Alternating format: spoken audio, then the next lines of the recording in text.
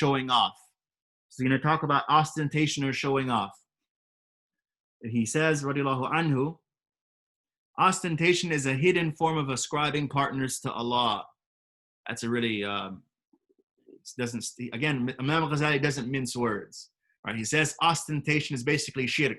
It's polytheism. He doesn't waste any time. It's a form of shirk, polytheism, right? It is one of the two forms of idolatry, shirk. It is to seek a place in the hearts of people by which you may attain fame and veneration. He continues, love of fame comes from the ruinous pursuit of one's inclinations. So just seeking out one's inclinations, amongst these inclinations will be the love of fame, that you love to be known. I want to be famous. I want to be the top man or the top woman. I want to be on top. Often this comes at the expense of a person's own character and a person's own interpersonal relationships with other people. Often you'll find people who just want to be the best. And I focus on this because note that in our day and age, this is encouraged and this is celebrated, being cutthroat, sort of getting to the top, no matter who you have to screw over, who you have to, debase, or who you have to, set out or be treacherous. Right? Very cutthroat. We live in that sort of age, right? And this is celebrated in our day and age. It's celebrated. He got to the top, and he didn't care what he had to do to get to the top. How many people he had to undercut, subverse, and so on and so forth. It doesn't matter. He got to the top, and he did what he had to do, or she did what she had to do to get to the top, right? So this is the pursuit of this ostentation, being on the top and being the best, and so on and so forth. Of course. Everyone is encouraged to do their best and be the best, but that has to be done with adab, good form, manners, comport, respect for other people's rights. If a person becomes the best while observing those things and preserving other people's rights, there's nothing wrong with that. There's nothing wrong with being the best or getting the best grades. There's nothing inherently wrong with that. But when a person does it with the intent that I want to debase other people, I'm going and also look down upon other people. I'm better than him or her. They couldn't do it. I did it. I'm better than them. Me, me, me, me, me. Again, the crying ego like the baby. Me, me, me, me. I did it. I'm better than him. Me over him, over her. This is the ego. We have to watch these things. The ego, right? It's the first enemy, as our scholars tell us. The ego is the first enemy. We talk about shaitan often. We blame shaitan for a lot of things. And he deserves blame. Yet it is us it's the ego that lets shaitan into our lives. It's the ego. So if we undercut the ego, control the ego, shaitan's machinations, all the little tricks, the bag of tricks, they stop working. They stop working. The bag of tricks becomes less effective or not effective at all when we become in control of ourselves, when the ego is trained and disciplined. It sees through basically the disciplined ego, the self that is disciplined, what we call muhadhab, and it's basically a disciplined and it's trained. It sees through it. It doesn't fall for the tricks of shaitan effectively. So the ego that's trained, the ego that's muhadhab, trained, disciplined, it's empowered, right? And we wouldn't even call it an ego at that point. We call it a purified self with a purified heart, right? So this is the nafs that is muhadhab.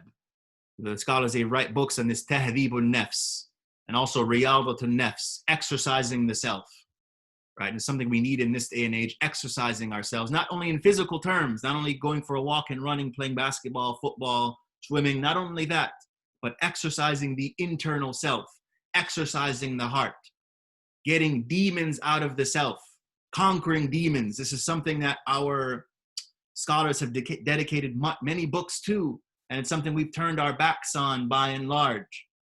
Exercising the self, right? The Catholics, we hear in the Catholic tradition, exorcisms. It's something we have in Islam too. It's just that in Islam, there's more of a focus on the individual Muslim exercising himself, overcoming demons, overcoming diseases and diseases of the soul, diseases in the heart. overcoming these things, exercising the self, releasing these things. They actually, in the Western tradition, they call it kenosis, really emptying the self of bad characteristics, right? Exercising the self. And of course, we know, again, in keeping with the theme of the Zahir and the Batin, we have exercise that is physical, right? Physical, jogging, running, and so on and so forth, lifting weights, whatever it may be. Exercise that is physical, but also exercise that is spiritual. And the soul is a muscle, has to be exercised and kept healthy, right? In our day and age, we have a lot of pollution, spiritual pollution that affects the heart. And of course, this is pushed by the shayateen, the devils. They push, they have their products that they push, and we often fall into these machinations, and we have to look to protect ourselves and also our families, especially in this day and age. Now, so he talks about ostentation. He continues, if the majority of people, well, he says, excuse me, at first he says, it is this that destroys most people, for nothing destroys people except people themselves, right? So shaitan, he's like a catalyst. Shaitan doesn't really destroy people. What shaitan, as he says himself in the Quran, he says, I only called you to do these things and you answered me. So blame yourselves, don't blame me. You can read that in Surah Ibrahim.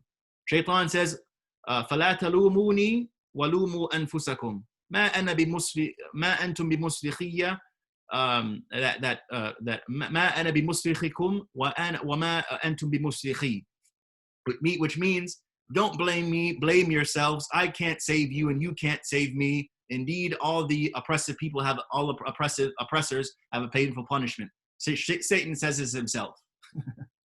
SubhanAllah. Of course, he says this after everything is said and done. The people of hellfire know they're going to hellfire. The people of Jannah know they're going to Jannah. But this is shaitan. He goes to the people of the hellfire and he says, you see the hellfire? Basically, this hellfire that you earned it by yourself. You did it.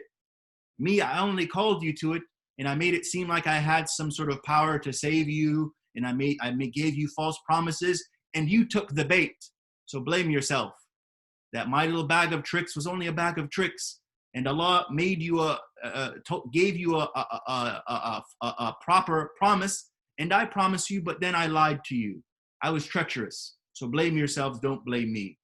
And I can't save you, you can't save me. So he gives us the reality of the affairs of all affairs, and Allah records that in the Quran for us if we'd only pay attention. The point, so Imam al-Ghazali is giving reference to this now when he says that people destroy themselves. People destroy themselves. That we, the ego is the first sort of enemy that we have to take as an enemy. No. So this is very, very important. He continues, if the majority of people were fair and objective, they would realize that most of their activities in secret seeking sacred knowledge and in worship, not to mention customary activities, are only undertaken out of regard for other people. Now, Imam al-Ghazali here is not mincing words, again, being very, very direct and forward. Even, sometimes it's a difficult pill to swallow. He's saying that most of what we do, if we really were to question ourselves, it's sort of to please other people. It's to please other people. Maybe we get up to pray that extra prayer because we don't want to be embarrassed that we're the only person not praying, and so on and so forth. Even though that might not be always bad, right? That might not be always bad, but Imam al-Ghazali, he's saying that oftentimes our acts of worship are tainted. And we have to question ourselves. And the point is not to be judgmental here, to be depressed, to be woe is me, and there's no way we can reform, we're going to hell. It's not meant to say that. It's meant to be self-critical, that we start to inspect our deeds, that we start to have what we call muhasaba. Muhasaba. The muhasaba is one of the first stages in the spiritual journey to Allah. If a person doesn't have muhasaba, you don't go anywhere. If a person's not watching his deeds, right, you can't get anywhere really. If a person's not being very careful about what he does, whether in terms of worship, how he eats, how he interacts with other people, then that person won't really get anywhere on the spiritual path, right? Person won't really have self-reform. When we start to have the stations of spirituality, The first three are basically istighfar, tawbah. That's a step. Then muhasaba, watching what you do, reckoning yourself, right? And these things are consistent. So it's like a step that each and every single step, it's like a step that you step on, and then you go one up and then one up. But note that the first step, for example, tawbah, istighfar, it's always there. It's consistently there. And it has to always be there. And if you, for example, turn away from doing istighfar, if you turn away from doing istighfar, then you fall down. So istighfar, as we said. Then we have muhasaba, reckoning the self and watching what you do and why you do it. What's the intention? Why am I praying? So on and so forth, and asking these important questions. Why am I doing what I'm doing? Why am I attending this lecture? And so on and so forth. And note, the more that we are engaged in this muhasaba and watching what we do and having this, they call it mindfulness in our day and age. We call it muhasaba or intentionality. Yani what's your niyyah? Innamal a'malu bin niyyat. Watching intentions. They call it mindfulness in this day and age. Writing books and magazines, making a lot of money. It's like a multi-billion-dollar industry now. Mindfulness, overcoming anxiety, these things, right? So the mindfulness or the intentionality, right? It can allow you to overcome so much. That's why the Prophet says, "Innamal a'malu bin niyat," and this is why Imam an-Nawawi, in his 40 hadith and also in Riyadh al-Salihin, he makes it the first hadith. He makes it the first hadith. Why? Because it's the point of departure. It has to be the point of departure for every single Muslim. Why are we doing what we're doing? Is it just because my parents did it, or I'm just following what my friends did, or what is it? It's so important. And as Muslims, we've forgotten this to the extent that some people think you could be Muslim and not really believe anything. You're just a cultural Muslim. Or I'm a Muslim, but I don't believe in the Prophet Muhammad. Right? We have people like that. Or I'm a Muslim, but I believe in, Ahmed Ghulam Mirza. He is really my prophet. People say this, and yeah, I'm Muslim, but I believe in Ahmed Ghulam Mirza. Wait, then you're not a Muslim. You're not following Muhammad. You're not following. You guys get it.